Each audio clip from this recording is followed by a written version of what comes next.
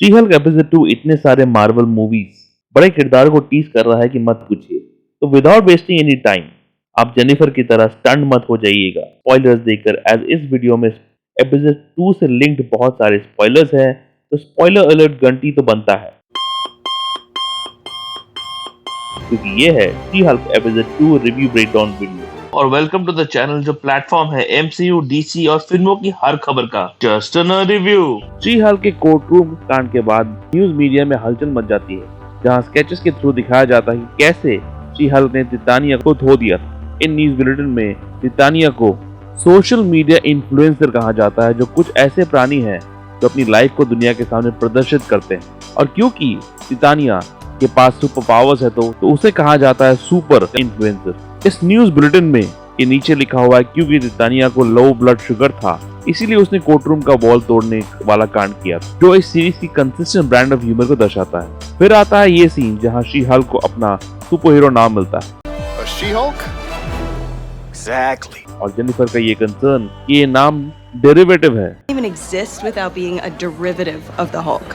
आज की सोसाइटी के पॉइंट ऑफ व्यू से फिट बैठता है। वो ऑब्नॉक्शियस कलीग जेनिफर का ये लाइन कहता है जिसे आज का बॉलीवुड पीड़ित है। Nepotism. Knew it. इस एक सीन से ये भी मालूम पड़ता है कि जेनिफर हल्क फॉर्म में जितना चाहे पी सकती है, पर जब वो जेन फॉर्म में आती है लुढ़कने लगती है। जेनिफर को फिर ये मालूम पड़ता है कि क्योंकि उसके हल्क फॉर्म में आने की वजह से वो केस हार गई थी, इसके कारण उसे नौकरी से निकाल दिया गया है। इमीडिएटली उसके बाद टाइटल कार्ड प्ले होता है जहां अटॉर्नी एट लॉ बन जाता है अटॉर्नी फॉर हायर। बिल्कुल कॉमिक बुक के पेजेस की तरह ही अगले कुछ सीन्स में जेनिफर हर जगह रिजेक्ट हो रही होती है। मायूस जेन अपने लैपटॉप में एक एड देख रही होती है जिसमें इतने ईस्टर एग्स है कि मत पूछिए। सबसे बड़ा इशारा है वुल्वरीन का टीज। एक आर्टिकल में लिखा है man fights with metal clause, और मार्वल में मेटल क्लॉज सिर्फ एक आदमी के पास ही है, Wolverine.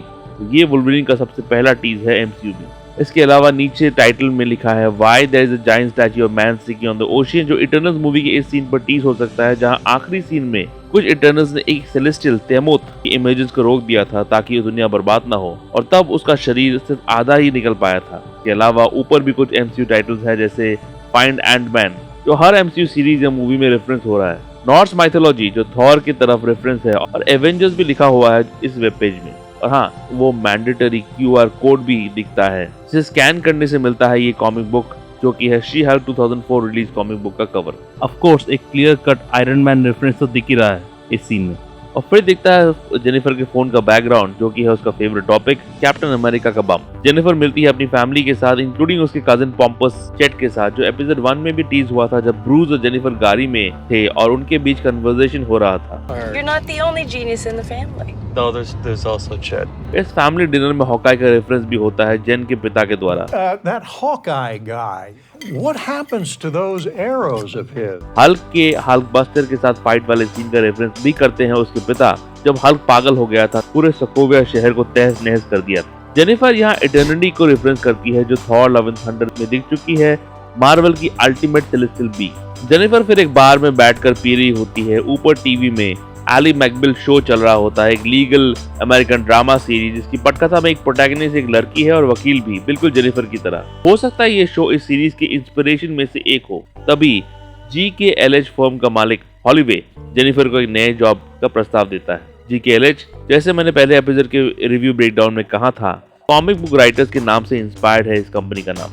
Vigilante, that is for billionaires and narcissists and adult orphans for some reason. जेन का ये लाइन नॉट है iron man, captain America, Bruce banner, Spiderman जैसे सुपर हीरोज की तरफ। जेनिफर को मिलता है मौका GKLH super human law division को लीड करने का। GKLH के ऑफिस में एक सेक्शन में कॉमिक्स रखे हुए हैं। एपिसोड 1 में भी कॉमिक्स का रेफरेंस होता है और कॉमिक्स में भी कई बार जेनिफर केस सॉल्व करने के लिए कॉमिक्स का ही सहारा लेती है। ऑफिस में जेनिफर मिलती है अपने नए दोस्त पक के साथ, एक्टर जॉश सगेरा, जो कॉमिक्स में पक जेन का बहुत अच्छा दोस्त होता है और उससे प्यार भी करता है। जेनिफर को अपना पहला केस मिलता है एमिल ब्लॉन्स्की एके एबॉमिनेशन का केस को हैंडल करने का। टिम रॉथ वापसी करते हुए 2008 मूवी इनक्रेडिबल हल्क के बाद जेनिफर यहाँ उस मूवी का रेफरेंस भी देती है जब एबॉमिनेशन ने हल्क को अटैक किया था। This man tried to kill my cousin Bruce. एबॉमिनेशन को रखा गया है क्यूब जेल में, जिसे इस सीरीज में कहा जा रहा है DODC सेंटर, जो मिस मार्वल में भी दिख चुका है इससे पहले। क्यूब कॉमिक्स में एक ऐसा जेल है जहाँ खतरनाक विलेंस को रखा जाता है।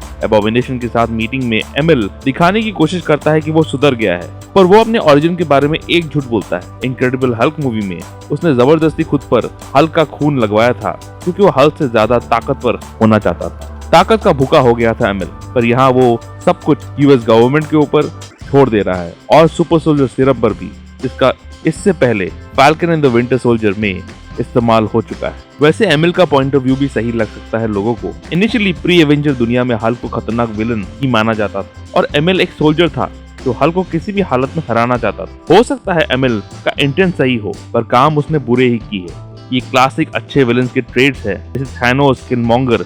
कि आपको उनका पॉइंट ऑफ व्यू सही लग सकता है। मुझे अभी भी लगता है कि एमिल का ये अच्छापन एक ढोंग है और वो अंदर वो अभी भी एक विलन ही है। जेनिफर उसके हार्लेम वाले कांड का रेफरेंस भी देती है इस कन्वर्सेशन में थंडरबॉल्ट पर टीज भी मिलता है, जहां बार बार एबॉमिनेशन 7 पेन फ्रेंड्स की बातें करता है, जो शायद 7 मेंबर्स थंडरबॉल्ट की तरफ इशारा है, जो थंडरबॉल्ट के टीम मेंबर्स हो सकते हैं। ये मेंबर्स कौन है यह बहुत जल्द पता चलेगा, शायद हो सकता है D23 में। इसके अलावा On loan to the US government. ये लाइन साबित करता है कि थंडरबॉल्ट वाला टीम यूएस गवर्नमेंट की तरफ से ही बनेगा।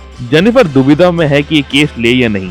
ब्रूस के साथ कन्वर्सेशन में बहुत क्लेवर मेटा नॉड में ब्रूस कहता है ये That fight was so many years ago. I'm a completely different person now.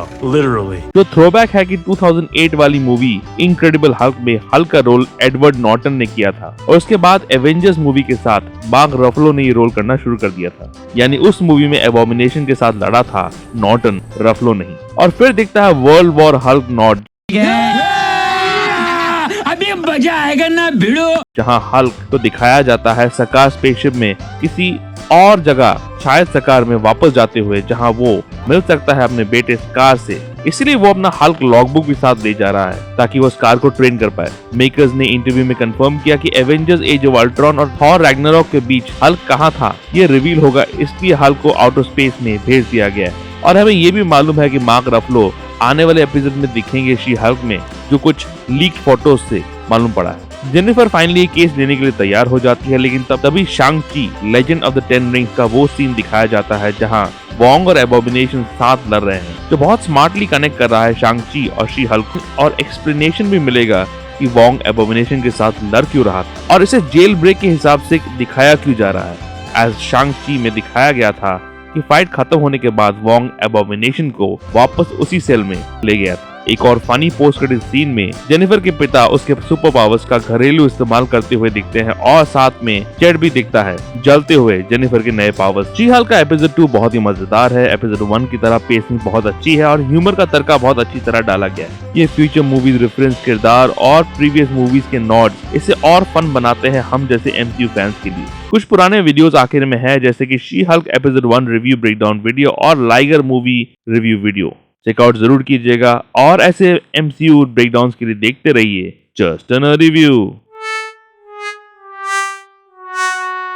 और जस्ट एन रिव्यू के अपडेट्स के लिए और छोटे बड़े स्निपेट्स के लिए मुझे फॉलो कीजिए @ProNerdyView 201 में। और इंग्लिश रिटर्न रिव्यूज और चैनल अपडेट्स के लिए मुझे आप फॉलो कर सकते हैं pronitdiary.blogspot.com में।